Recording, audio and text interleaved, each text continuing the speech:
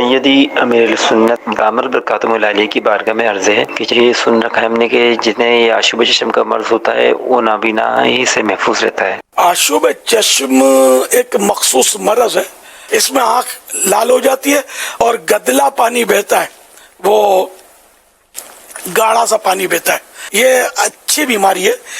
حدیث پاک میں 3 بیماریوں کے بارے میں فرمایا کہ اس کو برا نہیں جانو، مکروہ مت سمجھو، ناپسند مت کرو اس کو، کہ اس میں ایک آشوب چشم بھی ہے کہ اس سے اندھاپا دور ہوتا ہے، کہ اگر اندھاپے کو روکے گی، یہ آنکھوں کی روشنی ضائع نہیں ہونے دے گی۔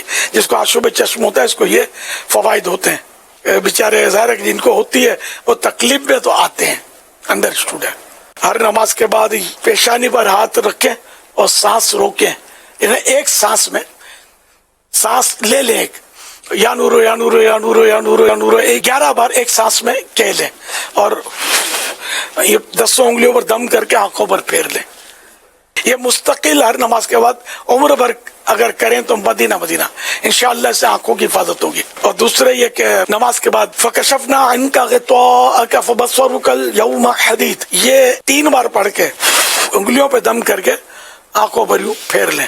اور آیت الکرسی میں وسع کرسیہ السماوات والارض پر اپنی یہ 5 انگلیاں سیدھی آنکھ پر سیدھے ہاتھ کی، الٹی آنکھ پر الٹے ہاتھ کی 5 انگلیاں یوں رکھ لیں۔ وَلَا يَؤُودُهُ حِفْظُهُمَا، یہ 11 مرتبہ پڑھیں، اور پھر پڑھیں گے وَهُوَ الْعَلِيُّ الْعَظِيمُ، یعنی آیت الکرسی مکمل کر لیں گے، اور اب دم کر کے ان 10 انگلیوں پر آنکھوں پر پھیر لیں، تو انشاءاللہ آنکھوں کی حفاظت ہوتی رہے گی، بینائی کی حفاظت ہوتی رہے گی، نظر انشاءاللہ محفوظ رہے گی کمزوری سے، اور اس طرح انشاءاللہ فوائد حاصل ہوں گے۔ علی المرتضی شیر خدا رضی اللہ عنہ سے منقول ہے، یعنی بیان کیا گیا ہے کہ پہلے سیدھے ہاتھ کے ناخن کو اس طرح ترشوائے، یعنی کاٹے یا کٹوائے کہ سب سے پہلے چھوٹی انگلی، پھر بیچ والی، پھر انگوٹھا، پھر منجلی، یہ چھوٹی کے برابر جو ہے یہ منجلی کہلاتی ہے، پھر کلمے کی، یہ انگوٹھے کے برابر والی انگلی،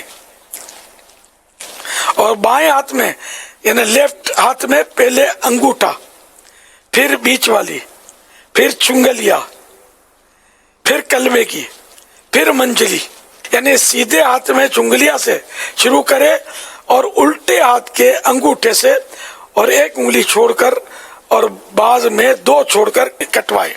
ایک روایت میں آیا ہے کہ اس طرح کرنے سے کبھی آشوب چشم نہیں ہوگا۔ یہ بہار شریف میں طریقہ لکھا ہے، تھوڑا مشکل یہ طریقہ، اگر کوئی چاہے تو یہ بھی طریقہ کر سکتا ہے۔ صلو علی الحبیب صلی اللہ علی محمد۔